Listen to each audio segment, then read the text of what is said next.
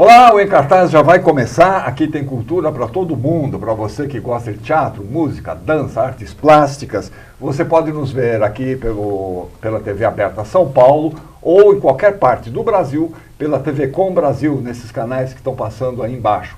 E também nas nossas redes sociais, no Facebook, no Instagram e no YouTube, onde a gente guarda todas as entrevistas que fazemos aqui no nosso programa. Queremos muito agradecer o apoio cultural da NOS, uma empresa que realmente se preocupa com a cultura do nosso país. E podemos começar. O Em Cartaz está no ar.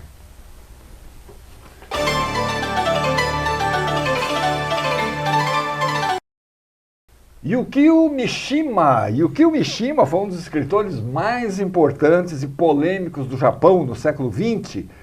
Em 1970, Mishima tentou um golpe militar lá no país, olha só, em Tóquio. Fracassou esse golpe e ele cometeu seppuku, é isso que fala? Isso, seppuku. Não é seppuku? Seppuku. Seppuku, é aquela... Seppuku é a cerimônia e o harakiri é o gesto, né? Isso. Ah, é isso, O seppuku seppuku é a cerimônia cerimônia. todo, o ritual, e o harakiri é o gesto em si. É o gesto em si. Caramba, bicho. A morte impactante do Mishima o consagrou como um artista radical, marcado pelo conflito entre a tradição e a modernidade. E agora, lá no Instituto Capobianco, a gente tem o Mishima numa montagem inédita no Brasil. Poxa vida! Juliane Hamaoka. Tudo bom, Juliane? Tudo bem? Mãozinha aqui pra mim. Tudo bem? Tudo jóia. E o Dom Capelari? Muito prazer, é um prazer também. estar aqui. Bom receber vocês aqui. Demais. Sim, é um prazer. De onde surgiu essa ideia de trabalhar com o Mishima? Então, o Auri Porto, que é Auri Porto, que é o diretor e fundador da Mundana Companhia, junto com a Lua Guimarães, recebeu essa tradução de presente do Inácio Shibata, que é um amigo dele de longa data, em 2012. Mostrando esse espetáculo, né, as três cores primárias, que para o Auri era uma versão do Mishima que ele não conhecia.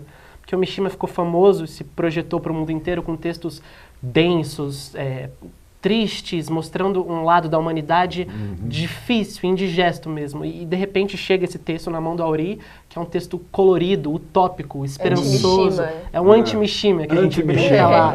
Que é tudo que você não esperaria que ele fosse escrever, né? E a Mundana tem essa residência no Capobianco. Esse texto estava na mão dele, ele queria montar há muito tempo, estava só esperando uma justificativa e apareceu a justificativa perfeita. E é um texto, assim, antigo, né, de 55. 55. E ele, ao mesmo tempo, conversa muito sobre o poliamor, né, que é uma já naquela época, em 1955. Já naquela época, Então, essa montagem, ela vem querendo muito instigar esse pensamento sobre o que é o amor nos dias atuais também, né, que acaba sendo muito banalizado. Então, acho que o Auri veio nessa força de, tipo, querer comunicar isso, né? E aí ele veio procurando jovens também para interpretar, porque o texto são jovens atuando. E acabou que fomos somos nós, os jovens. Nessa parte da residência da Mundana Companhia, que está envelhecendo, como ele gosta de falar. Todo mundo lá tem mais de 45 anos, que eles estavam perdendo o contato com a juventude do mundo. Então a gente fez, né, entrou para a residência da Mundana e parimos esse espetáculo aí. Agora, o Mishima é um autor importantíssimo no Japão, né? Tanto que ele ganhou o prêmio Nobel, né? Foi indicado a três. Três vezes o prêmio Nobel. Dos mais lidos, acho que é o primeiro, se não o único escritor japonês que tem uma coleção completa de tudo que ele escreveu, que vende junto. Nenhum outro autor japonês tem isso lá no Japão mesmo. E foi o primeiro a ser exportado e traduzido para não sei quantas línguas, mais de 15 pelo mundo. Então ele foi uma febre no Japão e no mundo inteiro. A geração do Auri... houve uma época que, nossa, falava-se muito do Mishima. Pois é. E ele é uma figura muito controversa, né? Porque, tipo, ele, nesse texto, ele é super... como é que eu digo? Ele é mais pra frente, assim, sabe? Só que ao mesmo tempo... Progressista, né? Completamente progressista. E, só que você vai estudar o Mishima, ele era um cara, tipo assim, muito peculiar, né? Porque ele tinha as crenças dele e tal, e ele era muito fiel ao militarismo, ele acreditava no Império Japonês. As tradições, né? As porque tradições, ele era muito conservador. Essa chegada dos Estados Unidos no Japão, no pós-guerra, tipo, estraçalhou o que ele achava daquele país, daquela cultura, entendeu? Então ele queria recuperar a honra do imperador e junto com eles os valores da sociedade japonesa que se perderam. Ele escreveu esse texto com 30 anos. Ele era super novinho, assim, quando ele escreveu. E um texto japonês que debate questões de amor, de poligamia, de enxergar o amor e a conexão com o outro e com a natureza de uma outra maneira, com 30 anos entre esses períodos, tipo, Estados Unidos chegando lá com a indústria cultural inteira e ele vendo aqueles valores mudando. O país mudando, né, radicalmente, mudando completamente, né, o pensamento cultura, das pessoas. o pensamento. E ele querendo ficar ali, só que ao mesmo tempo escrevendo coisas lindas, né? E coisas de futuro, né? É uma retomada do passado, mas parindo um futuro que ele não via, que não existia. Então, por exemplo, o Mishima, ele era uma pessoa que se relacionava com outros homens. Isso não era aberto nas obras dele, mas todo mundo sabia. Inclusive, ele chega aqui no Brasil com essa referência para a geração do Auri como um orgulho, assim, como uma pessoa a se espelhar, de que tratava desses temas, que buscava estudar e falar da erotização dos corpos entre si, independente de gênero, em conexão com a natureza. E escrever isso naquela sociedade, naquela época, por exemplo, depois dos Estados Unidos chegar no Japão, depois do pós-guerra, que a homofobia virou um negócio no Japão, que antes não era. Antes não tinha esse nome, as pessoas não se incomodavam com isso. Então, essas mudanças que esse mundo ocidental foi levando para o Japão, deixava ele completamente fora do eixo. E ele pariu um texto desse. A ponto dele cometer o suicídio? Pois esse é um capítulo muito curioso da história dele, né? Que, tipo, ele... Eu acho que eu interpreto essa história, né, como realmente um último grito, né? Porque ele se viu encurralado ali na situação de que eles invadiram o batalhão, né? E ele tinha um exército particular. Ele tinha um exército Ele tinha um exército Ele particular. tinha um exército particular. Ele é descendente de samurai. Ele é da linhagem direta. A avó dele era da linhagem direta dos samurais. Olha. Isso fez com que ele crescesse num círculo de elite intelectual, militar, muito específico. O pai dele era um militar. O pai dele era um militar. Diplomata. Então ele foi construindo esse exército de pessoas que achavam que o Japão devia retornar com o poder do imperador, de Com seus valores, retornar tal, os né? valores e tal. E ele tinha jovens à disposição dele, ao redor dele, e ele, depois de escrever todas essas obras, ele teve esse... Ele foi agir, né? Ele foi agir. E só que não deu muito certo, porque os militares japoneses, eles não levaram o que o Mishima estava fazendo a sério. Porque ele era muito bem quisto lá, ele tinha livre acesso à embaixada, todo mundo conhecia ele. Um escritor famoso no mundo inteiro, imagina. O filme do Paul Schrader, que é Mishima em 3 atos, eu acho que é o nome. Mishima em 4 atos. Em 4 atos, o filme que o Paul Schrader dirigiu, um norte-americano, que conta a trajetória do último dia do Mishima. Então, desde a hora que ele acorda, como ele dá tchau para os filhos, ele põe a roupinha dele, chama os membros do exército dele, vai até a embaixada para cometer que ele não podia acabar em seppuku, mas podia não acabar. Tá. Ele prepara um discurso para ler, né? Ele invade a embaixada, sequestra o embaixador, o general lá, o comandante. E eu acho que ele tem essa questão da honra também, né? Que o seppuku, ele vem muito pro samurai de que, tipo, eu não vou deixar que o inimigo me vença, sabe? Então, ele não queria se deixar perder pro que estava virando o Japão, O né? sistema que estava lá, né? Então, era uma questão muito de orgulho, né? De se manter fiel à sua crença. Ao que ele achava e à própria arte, né? Como ele Exato. construiu a própria vida. Que coisa impressionante, né?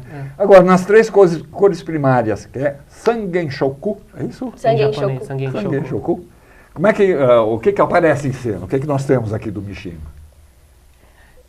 Muito anti-Mishima. O que você não espera que apareça. São 3 jovens numa praia, 3 amigos numa praia.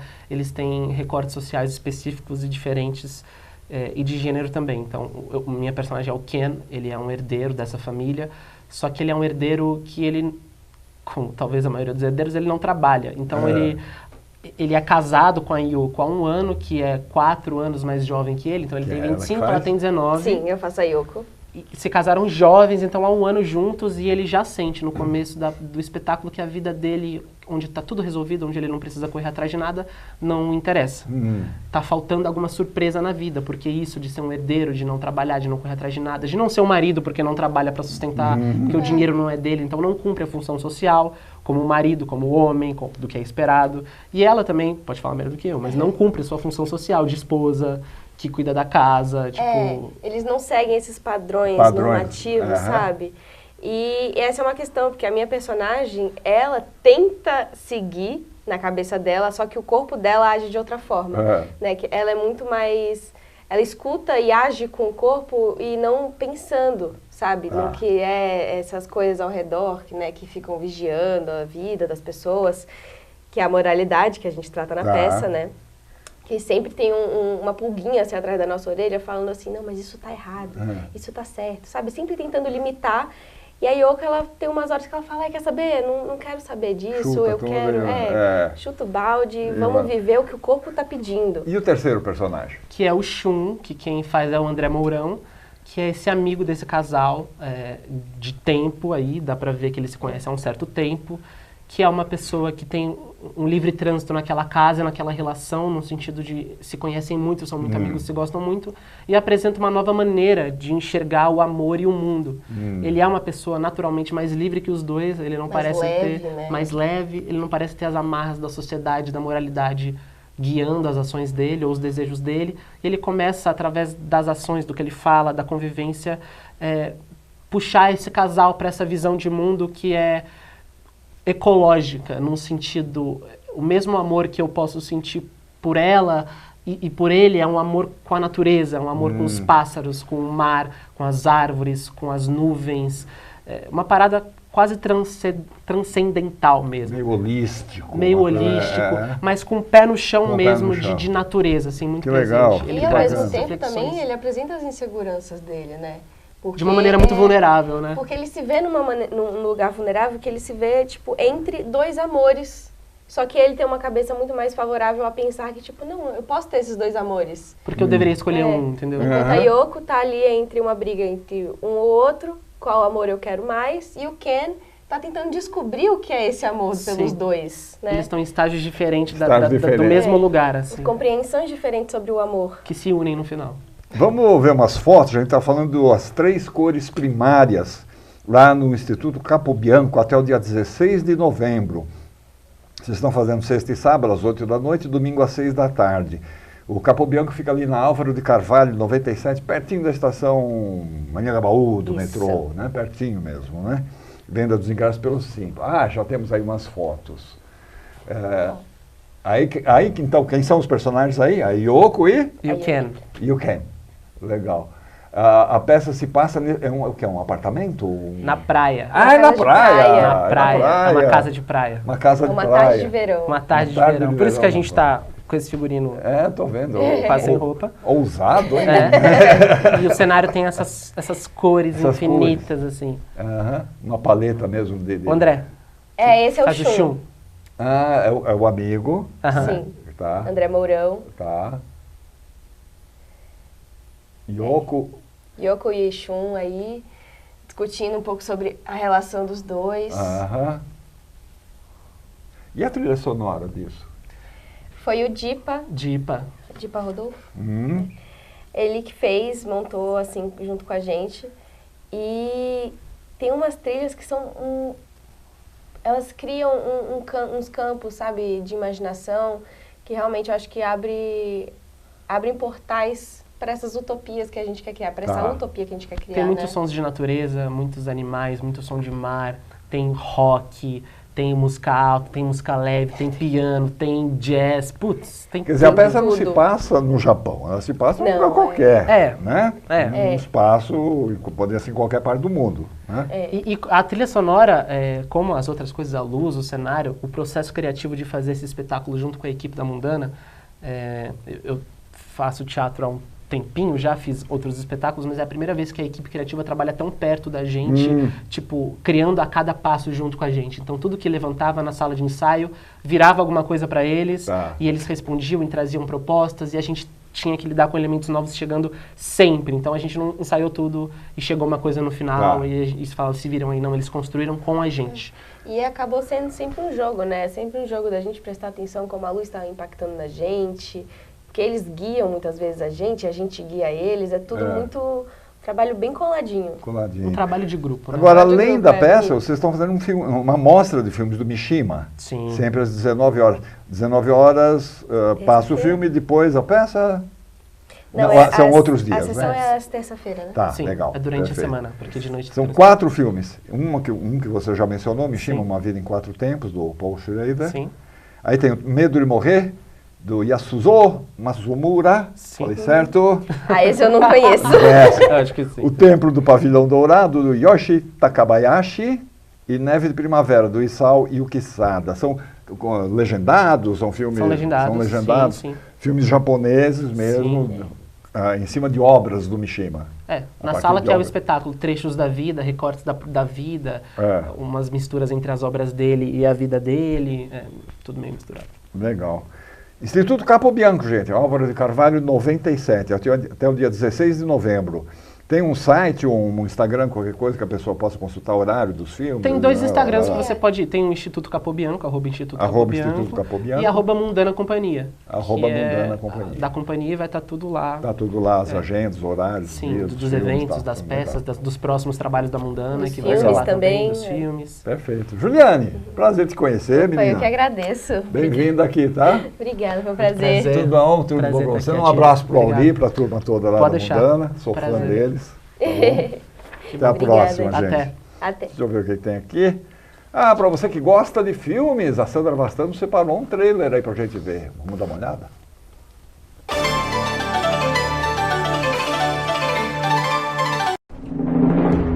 Meu nome é Maurício de Souza, trouxe alguns desenhos meus. Desista, menino. Desenho não dá dinheiro e nem futuro pra ninguém. Todo mundo sempre me pergunta, como que você criou a Mônica? E o Cebolinha? Foi assim que tudo começou. Você tá ensinando o nosso filho a desenhar na parede da sala? Tô indo pra São Paulo, vó. Será que vai dar certo isso? Se eu não desistir, mãe, vai dar certo. E vocês achando que eu sou uma Mulher doce, gentil, simpática. Era o meu sonho começando a se tornar realidade. Pedi demissão. A gente vai viver do quê? De desenho. Desenho?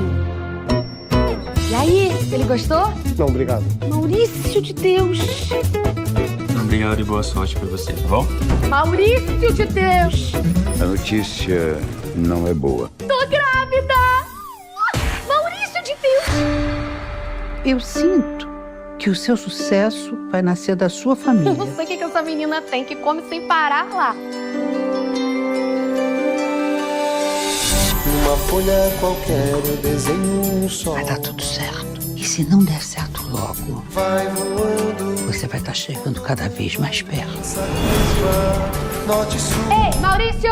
Cuida porque eu não fiz sozinha, não. Basta imaginar e ele está partindo. Seja bem-vinda, E se a gente quiser, Mônica. ele vai pousar.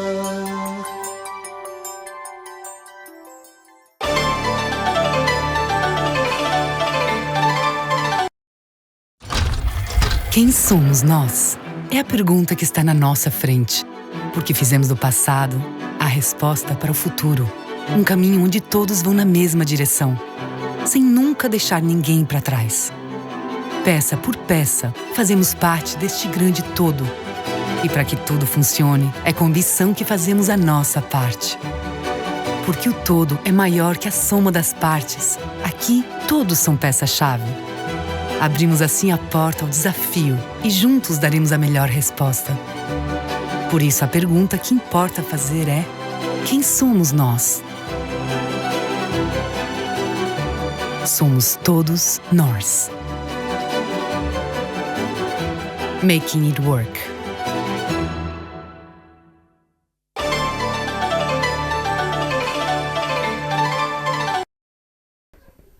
Há 28 anos na ativa, o Museu A Casa do Objeto Brasileiro, uma referência quando o assunto é valorizar o saber artesanal brasileiro. O museu mistura tradição, inovação em projetos com impacto social, exposições, livros e prêmios que destacam o melhor do fazer manual. A Mariana Lorenzi, que vai nos falar sobre o museu aqui. Tudo bom, Mariana? Tudo, e com você? Legal, tudo jóia. Bom ter tua presença aqui. Obrigada pelo convite, um prazer. Me conta um pouquinho da história do museu, como é que surgiu, porque 28 anos ele já tem. Sim, 28 anos. O museu ele surge de uma iniciativa da economista e empresária Renata Melão.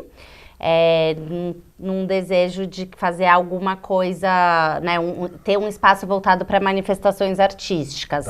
Então, ele nasce numa casa no Jardim Europa, em que acontecia performances, apresentações musicais. Na piscina, inclusive. Na piscina, exatamente. Tinha uma piscina que ficava vazia e as apresentações aconteciam lá. Tinham algumas pessoas que ajudaram ela lá nesse comecinho. Teve o músico Benjamin Taubkin, que também fazia parte. Então, tiveram apresentações de Naná Vasconcelos. Era um lugar de muita efervescência, bem experimental. Mas ainda não tinha muito esse foco de ser um museu de artesanato. Mas a partir disso a Renata começa a se aproximar muito da cultura popular como um todo, principalmente através da música. E começa a se interessar, ela já se interessava, mas vai pesquisar mais a fundo, enfim, todos os, né, comunidades artesãs pelo Brasil e se interessar e achar que era uma prática, né, que era uma manifestação artística que merecia ser valorizada e apresentada da mesma forma que a pintura, a escultura. Então, depois dessa casa que ficava ali no Jardim Europa, eles vão para uma casa na Cunha Gago, daí lá já começa a fazer algumas exposições. E em 2014 se muda para esse endereço na Pedroso de Moraes, que é onde a gente está até hoje. E daí com um acervo já, um programa de exposições, um programa educativo, daí já com uma forma mais institucional de museu mesmo, e com esse foco no artesanato em diálogo com o design brasileiro. Então, quer dizer, artesanato e design brasileiro. Esse é o foco principal da Casa do Objeto, daí o nome, né? O Objeto Brasileiro, né? E vocês têm feito, vamos dizer, o museu tem feito várias exposições, vários trabalhos, várias mostras. Sim. A gente tem uma sala expositiva, que a gente realiza cerca de 4 exposições no ano, e daí são exposições que vão desde, às vezes, né, de um artista, um artesão, então as exposições individuais e também as exposições coletivas, e a gente tenta mostrar toda essa diversidade dessa produção, né, que o Brasil é um país imenso, com uma produção artesanal muito potente, e que muitas vezes também, e mostrar também a potência desse diálogo do design contemporâneo com essa produção artesanal. Então é um museu que ele, né, claro, ele mostra, ele contextualiza, mas ele também quer mostrar o que está sendo feito agora, né? Então trabalhar com os artistas que estão produzindo agora, que estão pensando isso. Então muitas vezes são recortes por temas. A gente teve esse ano uma exposição com 7 artesãos da Paraíba que trabalhavam com papel, então, que faziam papietagem, papel machê.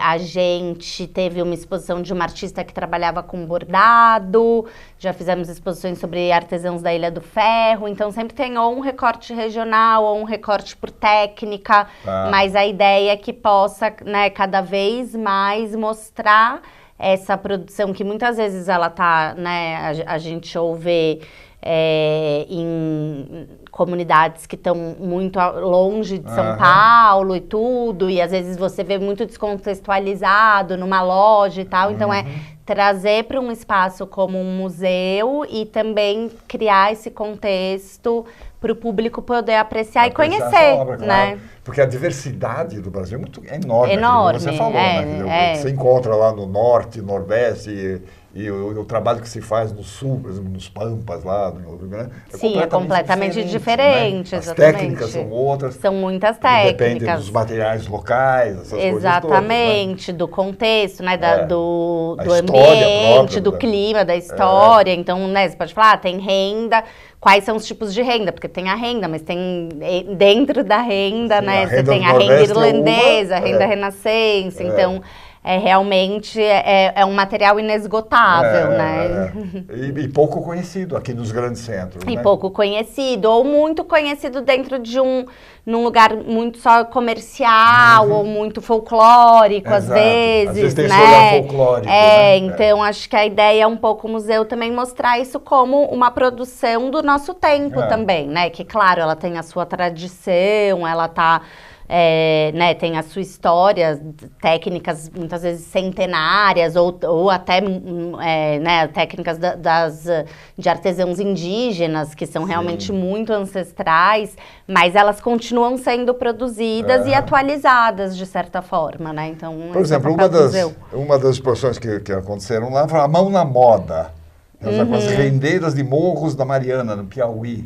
Sim, foi uma exposição no comecinho dos anos 2000, né, e daí foi um trabalho de estilistas com essas rendeiras, né, com essas bordadeiras. Então, também é trazer um pouco esses criadores que estão nos grandes centros, para fazer, que hoje em dia é até uma coisa mais comum, né, mais feito, então você tem muito esse diálogo em que estilistas, designers, eles né, vão nessa pesquisa e acabam incorporando isso no trabalho deles, mas há 20, né, quase 30 anos atrás, isso era uma coisa muito pioneira, assim. E acho que o museu foi um dos primeiros a propor isso, e é legal que quando isso começa a ser feito, é num lugar muito da produção cultural, né? Porque a gente, sendo um museu, a gente não tá falando... Óbvio que para os artesãos a gente também entende a importância do empreendedorismo, né? Do desenvolvimento econômico, da geração de renda, tudo isso, né, o museu leva muito em conta. Mas essa aproximação também via uma produção cultural, ela acaba também tirando, né, algumas tensões, assim, que são, né, de uma... Enfim, algo que precisa gerar lucro, né? Então, acho que esse foi um projeto de um encontro assim, né? Então, foram alguns estilistas enfim, de vários lugares do Brasil que criaram peças únicas com essas artesãs. E é impressionante, vamos dizer, que a gente sempre tem a sensação de que esse saber artesanal está morrendo. E não é verdade, não, ele não está morrendo. Acho que está mais vivo do que nunca, né? Para falar a verdade, assim, né? Pelo que desde que eu entrei no museu, eu vejo, né, como tem muitas iniciativas em torno disso, assim. A Poética da Palha. Possibilidades técnicas e visuais para a Associação Tecendo História, do Paraná, do Cerro Azul. Sim, esse também foi mais um projeto, porque o museu, a gente tem as exposições, né, que a gente faz no nosso espaço aqui, que são exposições que duram cerca de 3 meses, e tem esses projetos que a gente chama de projetos especiais, que são justamente esses projetos em campo. Então, o museu vai a campo para se aproximar de uma comunidade artesã específica, que trabalha com uma técnica específica, muitas vezes são manualidades que estão se perdendo por alguma questão, e o museu faz todo um mapeamento, um diagnóstico, daí trabalha, né, com pesquisadores, antropólogos, designers,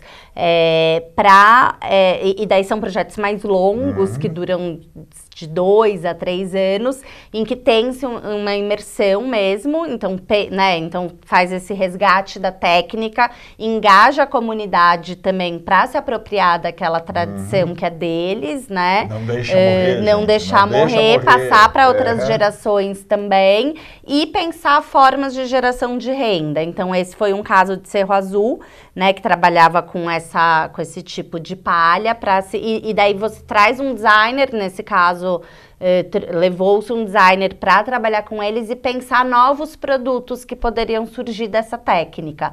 E essa associação de Cerro Azul, até hoje, eles ainda são produtivos e a gente vende os produtos deles lá na loja do museu, e também estão em todo o Brasil, distribuindo para todo o Brasil. Então, de uma certa forma, projetos de fortalecimento e que também acabam se desdobrando em exposições, em outras programações para o museu, mas é um projeto que ele nasce em campo.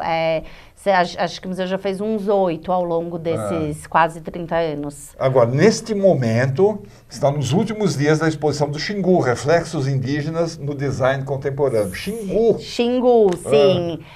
É um trabalho que foi desenvolvido por uma designer de São Paulo chamada Maria Fernanda Paes de Barros. E a Maria Fernanda foi convidada para ir ao Xingu um pouquinho antes da pandemia, em 2019, para conhecer a produção de artesanato de lá, conhecer a comunidade, enfim. e ela ficou encantada e quis muito desenvolver alguma coisa em parceria com eles. Então, é um projeto que ele teve entre idas e vindas, uma duração longa de quase 5 anos.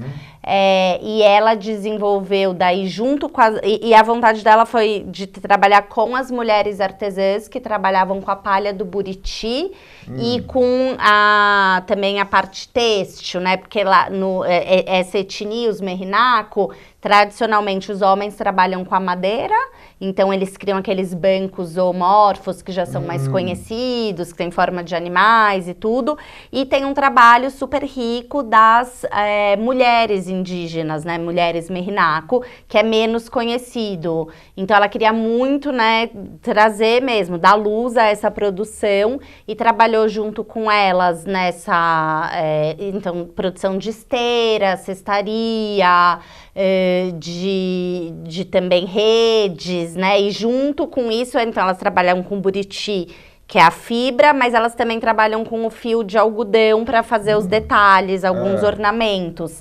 E ela viu que elas usavam, de certa forma, linhas que já vinham tingidas industrialmente, e ela trouxe, junto com uma pesquisadora de pigmentos naturais, essa técnica de tingimento natural. Então ela trabalhou, então ela trabalhou com as cascas da floresta ali, né, de onde elas estavam. Elas se apropriaram desse saber, as artesãs indígenas, e criaram todo e daí é bem essa união, né, da tradição com a inovação. Então elas pegaram, enfim, objetos que tradicionalmente elas já faziam, mas elas trouxeram essa nova pigmentação e criaram uma nova coleção, né, que como pode se chamar, novos objetos.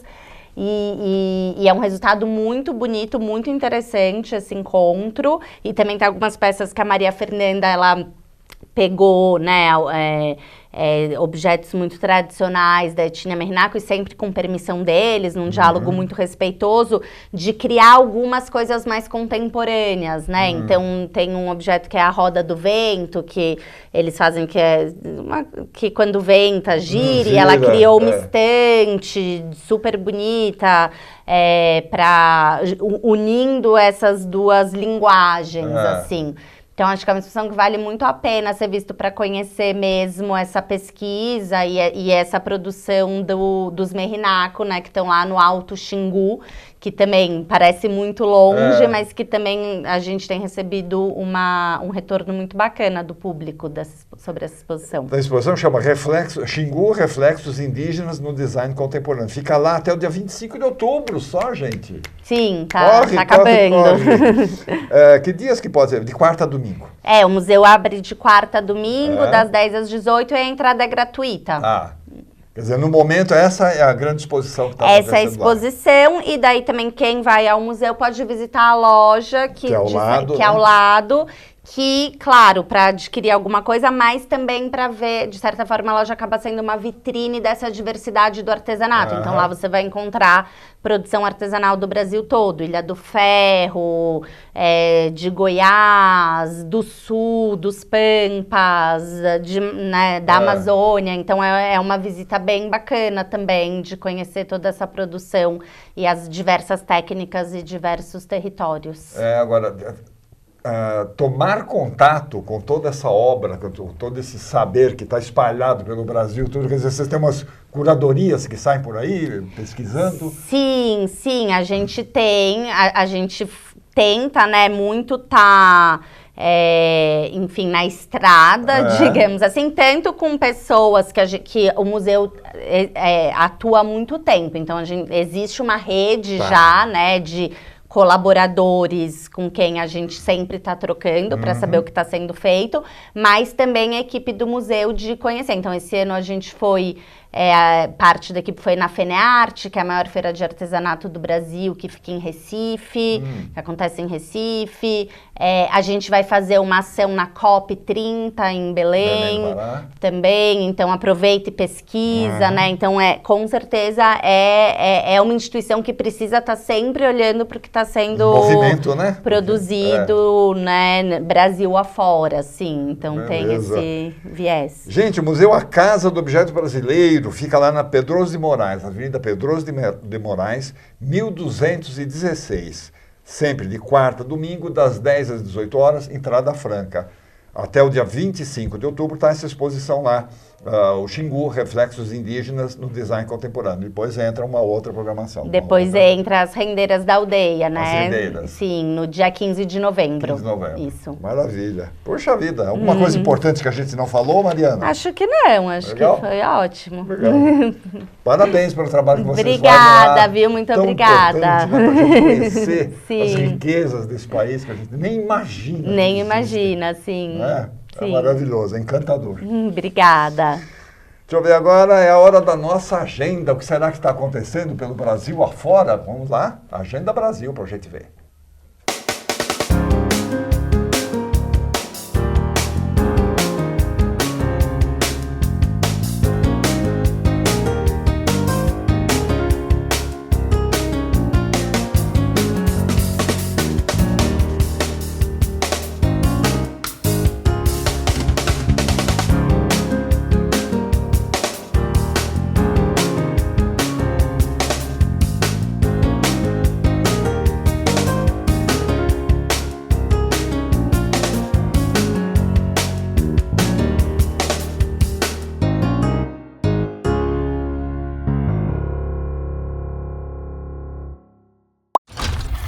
Quem somos nós? É a pergunta que está na nossa frente. Porque fizemos do passado a resposta para o futuro. Um caminho onde todos vão na mesma direção, sem nunca deixar ninguém para trás. Peça por peça, fazemos parte deste grande todo. E para que tudo funcione, é com ambição que fazemos a nossa parte. Porque o todo é maior que a soma das partes. Aqui, todos são peça-chave. Abrimos assim a porta ao desafio e juntos daremos a melhor resposta.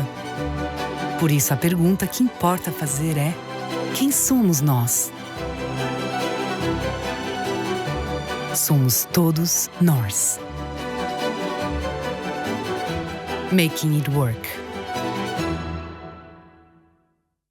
Companhia Grite de Teatro. Grite de Teatro, comemorando 30 anos com a montagem de O Beijo no Asfalto.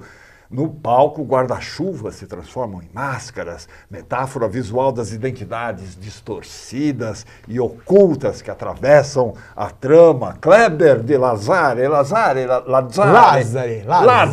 italiana Lazzari. Ecco bello, família nipônica, né? Sì, totalmente. Como vai? Tudo bom? Tudo ótimo. Prazer te receber aqui. Prazer é meu estar aqui com você, tanto tempo que eu não te via, estou muito feliz de estar aqui contigo. Me fala aí da Companhia Grite, 28 anos, 30 anos. 30 anos. A Companhia Grite é uma paixão, assim, né? Toda a minha vida artística foi forjada, construída ali, né? A gente muito novo ainda, em 94. Você está lá desde o início? Desde o início, sou um dos fundadores da companhia. Tanto que no elenco do Beijo no Asfalto, dos fundadores, nós só temos 3. Né? Que já é bastante. Né?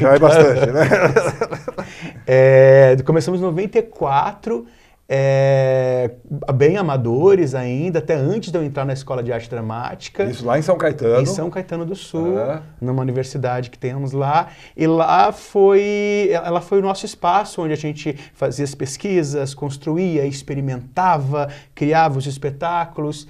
E estreávamos lá, e a partir de lá a gente vinha para São Paulo, percorria o país, o estado. Então isso foi durante 29 anos. 29 anos. E assim, como era um núcleo de pesquisa teatral dentro de uma universidade, então chegou um momento que a gente não conseguia mais comportar todas as pessoas que queriam participar desse movimento artístico lá dentro, né? Então nós começamos a abrir novos núcleos. Então, houve um período, no começo dos anos 2000, que nós tínhamos o núcleo principal, que era a Companhia Grite Teatro, o núcleo 2 de pesquisa teatral, o núcleo 3 de pesquisa teatral e uma oficina anual de iniciação teatral que os integrantes da Companhia Grite davam, né? Então, foi um período de muita ebulição cultural ali dos anos 2000 até 2010, 2011, né? E muitas montagens, né? Muitas. Nós fizemos, se a gente juntar tudo que foi montado pela Companhia Grite, pelos núcleos de pesquisa, foram 43 espetáculos. E da companhia, do núcleo principal, foram 27. O Beijo no Asfalto é o 27º espetáculo. Caramba, bicho. Nossa, que efervescência. Muito trabalho, não é? Muito trabalho, assim. Houve um tempo em que isso... E a gente conseguia dar conta, né? Conseguia ter público, conseguia excursionar. Então a gente vinha para São Paulo fazer uma temporada bacana, aí a gente algumas vezes foi premiado com um prêmio Funarte, com o PROAC, e nós excursionávamos pelo estado, pela cidade, pelo país. Então a gente ia andando e sempre foi muito bem, assim. Nos últimos anos houve uma queda em todos os sentidos em relação ao apoio e às próprias possibilidades de trabalho. Mas aí esse ano a gente completava 30 anos. E aí no ano passado nós pensamos muito, né? O que vamos fazer? 30 anos, né? 3 décadas, não é? As rugas, né? Os 30 anos, eles chegaram, não é? Eles não foi pouca coisa. Mas começamos a pensar o que fazer, né? Para comemorar e também para dizer desses 30 anos, né? Do que foi pra gente, do que é o Brasil, como a gente sente a cultura e o país nesse momento. As transformações que aconteceram durante esse período. 30 anos, olha, muita coisa mudou, né? Muita coisa mudou. E ao mesmo tempo, coisas que avançaram, outras regrediram. E a gente, como artista, com a anteninha ligada, tentar perceber o que foi isso, o que está sendo isso e qual a melhor forma de dialogar com isso. Para que a gente consiga pensar sobre, né? E aí a gente chegou numa questão, a gente teve uma incursão pela obra do Nelson Rodrigues em 2003, há 22 anos. A gente fez A Falecida do Nelson. E foi uma montagem, eu lembro até, antes de começar o programa, a gente a gravar aqui, eu falei com você do seu Humberto Magnani. Né? E o filho dele, o Betinho Magnani, fez a luz da minha falecida em 2003. E o seu Humberto, ele foi assistir a nossa estreia, que foi no TBC. O TBC ainda era aberto na época, funcionava, a gente fez na sala experimental, aquela do meio. E o seu Humberto tinha feito a montagem da Falecida com Antunes na IAD. Olha só. E aí ele foi na nossa estreia e ele virou assim e falou assim, olha, não conta pra ninguém, mas é melhor que a nossa montagem da IAD. Aí imagina o meu seu Humberto, ele falou, tô falando sério. Não fala pra aí ele abria a parte do teatro, dava aquela boforada de cigarro e saía, que era pra dar sorte, aquele jeito do seu Humberto maravilhoso. Grande Humberto Magnani. E aí você decidiu montar então uma nova obra uma outra obra do Aí a gente falou, cara, 22 anos, né? Mas porque não foi só pensar no Nelson como um autor como um exercício artístico, mas como um exercício de diálogo mesmo, exercício de discurso mesmo, né? Então a gente criou um projeto que chama Pós-Modernidade, Batata. Batata. Que era uma expressão que o Nelson Rodrigues usava sempre nas peças. Todas. Batata. E eu fico doido, porque assim, todas as vezes que eu fiz, Nelson, como ator, eu nunca peguei um batata pra falar. Nunca pegou batata pela frente? Você fica aquela vontade de falar um batata. Eu falei um batata, mas é maravilhoso. É uma gíria da época, uma expressão da época mesmo. Ali da Zona Norte do Rio. E aí a gente pensou em falar da pós-modernidade por meio de 3 obras do Nelson, né? E eu acho que o Nelson, mesmo sendo uma figura extremamente controversa, né? Se a gente olha para a figura, para a pessoa do Nelson, o período que ele viveu, ditadura militar, a postura dele, tudo isso é muito controverso. Mas eu acho o dramaturgo Nelson Rodrigues impressionante, né? Extraordinário. A forma com que ele desnuda a sociedade brasileira, não só tem todas as questões dos desejos reprimidos, mas tem a questão do modus operandi da sociedade brasileira que não muda e que ele consegue olhar e construir de uma forma linda, assim. E o Beijo no Asfalto foi a nossa escolha primeira, que são 3 peças que nós vamos montar, né? O Beijo no Asfalto por isso, né? Porque o beijo, ele constrói, a gente está nesse momento da pós-modernidade, de que ninguém sabe dizer o que é verdade. Para quem? A serviço de quê? A gente aceita uma verdade, não outra, ajuda uma verdade estranha a se perpetuar. Por qual interesse, né? E o Nelson, ele estrutura isso, né? Então, por meio do interesse daquele jornalista e do interesse daquele policial, deixando bem claro que isso não é para todos, mas é um policial corrompido e um jornalista com interesses escusos, que a gente chama até um termo bastante antigo, né? Imprensa marrom. Imprensa marrom. Né? E por meio dessas 2 figuras, ele cria ali 2 poderes tão contundentes de sociedade que eles podem criar o que eles quiserem. E aí o que eles fazem? Essa discussão, de modo geral, a mídia, de modo geral, né? Essa expressão, a mídia já ficou meio velha, né? Porque hoje, vamos dizer, com redes sociais, com Instagram, com Facebook, o cara posta um negócio lá no Instagram falando de alguma coisa, de alguém, danou aquele cara. Acabou com a vida daquela pessoa. Né? Porque como é que você vai provar que aquilo que o cara não disse não era aquilo, ou havia uma outra intenção por trás daquilo? E parece que em algum momento, Atílio, não sei se você pensa dessa mesma forma, a gente não importa mais o que é verdade, o que é o que não é. O que vale, o que vende, o que interessa é a briga, é o debate, até onde aquilo pode chegar.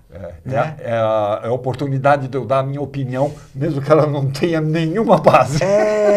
Mas que vai causar um estrago. Uma confusão. E o que as pessoas gostam é do estrago, é do barulho, né? E aí agora você imagina, né? Você está falando de lá quando nós não tínhamos ainda esse advento, o que piora, o que ao meu ver piora a nossa situação nesse sentido.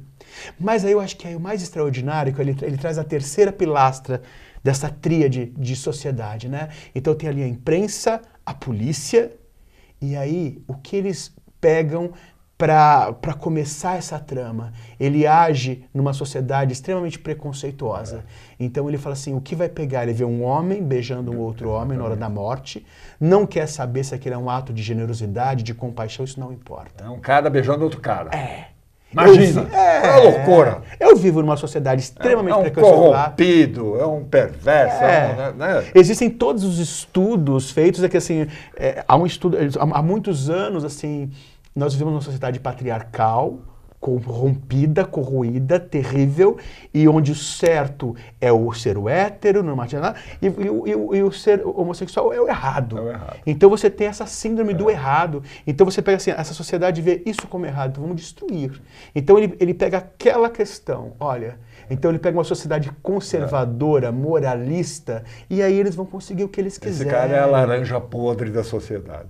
Ele tem que ser destruído. Tem que ser destruído. E aí eles vão moldando... Vamos dar a gente já tocou nesse assunto, vamos dar uma contextualização. Quer dizer, o que acontece? O Arandir, né, que é esse bancário, um cara humilde, tranquilo, que tem a sua casa, classe média simples, média, uma vida tranquila. De repente ele está andando pela rua, um cara é atropelado. Ele está indo com o sogro para fazer uma coisa que eu não posso dar esse spoiler, mas fazer uma coisa na Caixa Econômica Federal. E aí, no meio do caminho, eles se deparam num dia chuvoso. Meu microfone, né? Eu gesticulo demais, eu gesticulo demais. Aí um bonde atropela um rapaz. E na hora que atropela esse rapaz na frente deles, e na hora da morte, esse rapaz pede um beijo antes de morrer. E ele não pensa duas vezes, ele agacha e beija. Só que maior azar dele, além do sogro que está presente e vê, e aí é uma outra linha da narrativa da peça. Uma paralela uma outra paralela da história. Esse repórter estava lá, e vê. Porque é Praça da Bandeira, 5 horas da tarde, centro da cidade. Assim de gente. E você fala, assim de gente olhando. E aí ele falou, pronto. Ele está no momento em que ele já está começando ele tinha uma questão com esse delegado, onde ele explorou o máximo que ele pôde para vender jornal, já não rendia mais. E aí ele acaba de ver esse homem beijando outro homem na boca, vai lá nesse lugar e fala, é a nossa chance. Se a gente se juntar, a gente vai vender jornal. A gente Manchete, primeira página. Primeira página. E vamos vender jornal e vamos mexer essa cidade. Com isso eles destroem a vida de todos. De todos. Não, de todos. Não há mais verdade, ninguém mais está...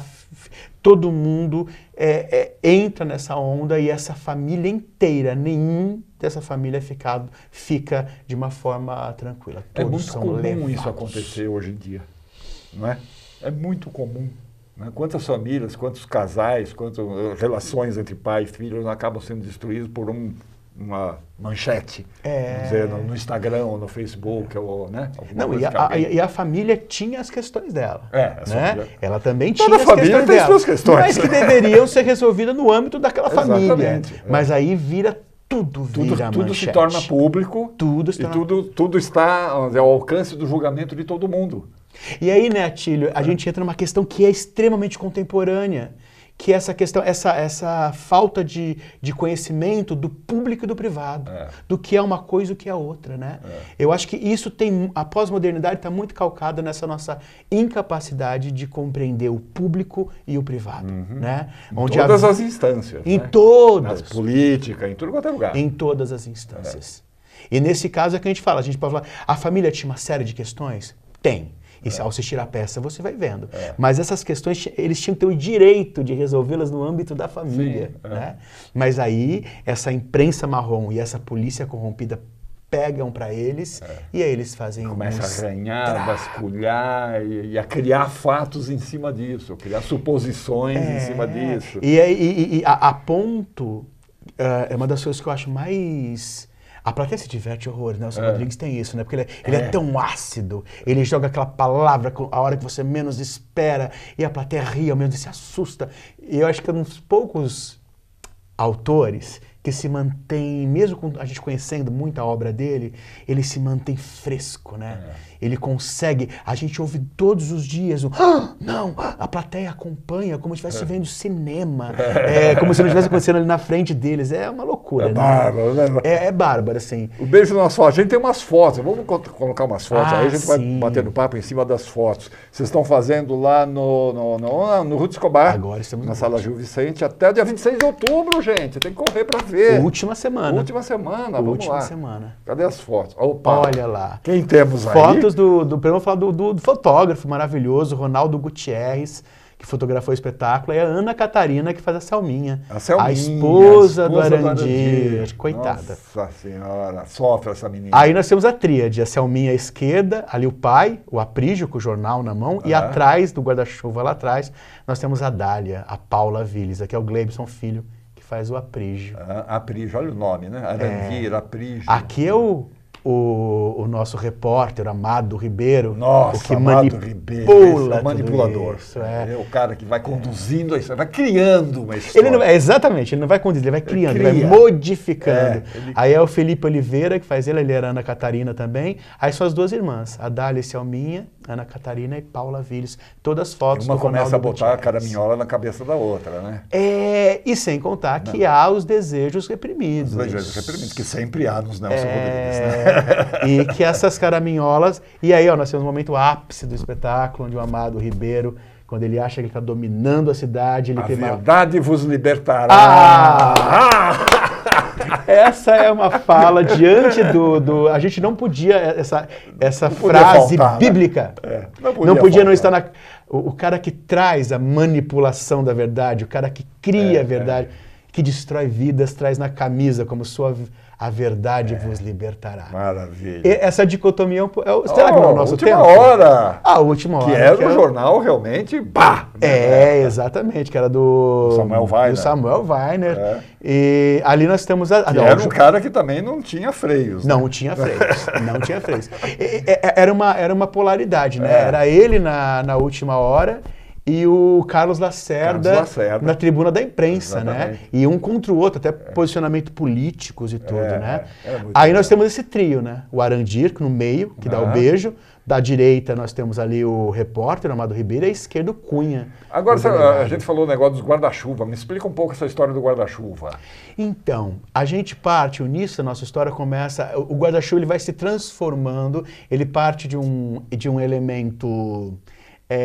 cotidiano que você usaria, porque naquele dia do acidente está chovendo, né? E vai virando um elemento de transformação cênico, né? E de personagens também, de estados. Então, todos estão com guarda-chuva porque está chovendo no dia do acidente. Quando essa história cai na mão desse repórter e desse policial, essa chuva momentânea do acidente vira uma grande tempestade que assola a todos. Então esse guarda-chuva passa a ser usado por todos, porque todo mundo... Tem um outro significado. Porque é o preconceito, né, Atílio? O preconceito é aquele bicho que tem uma fome que nos sacia. Então, por mais que naquele momento... Olha eu ali, Davi de viúva. Você ali? Eu de viúva. Também faço a viúva na peça, olha lá. Fica bem de viúva. Muito obrigado. O preto me cai bem. Olha eu ali de novo, fazendo Dona Matilde agora, que leva a notícia da primeira página. Então, a gente estava falando dos guarda-chuva, do preconceito. Aí vira essa tempestade que toma todo mundo, e todo mundo tem que se proteger, porque todo mundo é um alvo em potencial. E aí, quando essas verdades... chuva pode cair em cima de qualquer um. Em qualquer um, e vai levando. Vai levando. E aí, conforme essas verdades vão assumindo, cada um... Por exemplo, quem está com os guarda-chuvas transparentes, que pertence à família, é uma coisa assim, você já é alvo, você não tem mais como fugir. Então, mesmo que você coloque esse guarda-chuva para te proteger, eu te vejo através dele. Legal. Aí tem as personagens que usam o guarda-chuva vermelho, que é a dona Matilde, a Judite, que são pessoas que têm o prazer em colocar pimenta, em trazer mais contornos a isso. E esse guarda-chuva preto, que você não vê através, são as personagens que, alheio à vontade delas, elas vão acatando ou não essa verdade criada. E aí, quando ela coloca esse guarda-chuva na frente, é como, olha, por saída ou por não ter nenhuma saída, por ser obrigado, eu tenho que assumir essa verdade. Então, esse guarda-chuva passa a ser um elemento de revelação de estado de cada personagem. Ele parte de uma questão muito casual, cotidiana, para virar uma questão definitiva, para revelar as verdades de cada personagem. Bárbaro, cara. O Beijo no Asfalto, Teatro Ruth Escobar, Sala Gil Vicente. Até o dia 26, só a gente correr para ver. Sábado às 8, domingo às 7. Dá para comprar os ingressos pelo Simpla ou lá na própria bilheteria do teatro e tal. Texto no grande Nelson Rodrigues. Maravilhoso. Direção do Kleber de Lázare. Eco. Ana Catarina Santilli, Felipe Oliveira, Gleidson Filho, Gustavo Batistão, o Kleber, Paula Áviles, Áviles e Rafael Sandoli no elenco. Exatamente. Companhia Glitter Teatro comemorando 30 anos. E uma coisa muito bonita que eu quero agradecer a você, agradecer a todas as pessoas, que assim, a gente nesse ano, como eu falei, a gente foi expulso do nosso espaço em janeiro, todo o nosso acervo foi jogado no lixo, literalmente, por essa universidade, isso é muito estranho vindo de uma universidade. E aí a gente saiu, o grupo quase acabou, mas falando, não, nós compramos essa ideia de comemorar os 30 anos. Então nós fomos bancando do bolso um espetáculo e uma temporada que era para ser só 5 semanas nos Parlapatões, e nós lotamos todos os dias. Aí nós fomos pro Ruth, já estamos 8 semanas, vamos fazer 10 semanas com o teatro lotado todos os dias. Então eu acho que os deuses do teatro se uniram lá e estão fazendo acontecer. Então eu tenho que agradecer muito a todos e dizer que tem mais uma semana esperando todo mundo estiver nos assistindo. Você vai me ver. Vamos lá. Vai nos ver, por favor. Abraço para todo mundo lá. Abraço a você. Obrigado, querido. Obrigado. Deixa eu ver o que é que nós temos aqui agora. Não tem mais nada, o programa acabou, mas semana que vem tem mais. Obrigado a todos que nos prestigiaram, obrigado a nós pelo apoio cultural. Não se esqueça das nossas redes sociais, Facebook, Instagram, YouTube. Essa entrevista com o Kleber vai ficar lá guardada no YouTube para sempre. E voltamos na semana que vem. Até lá. Jurei mentiras e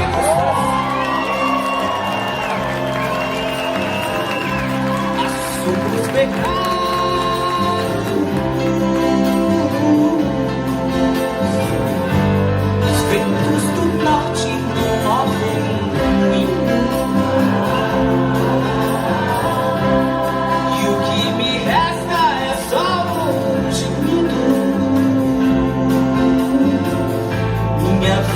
Meus mortos, meus caminhos tortos, meu sangue latido.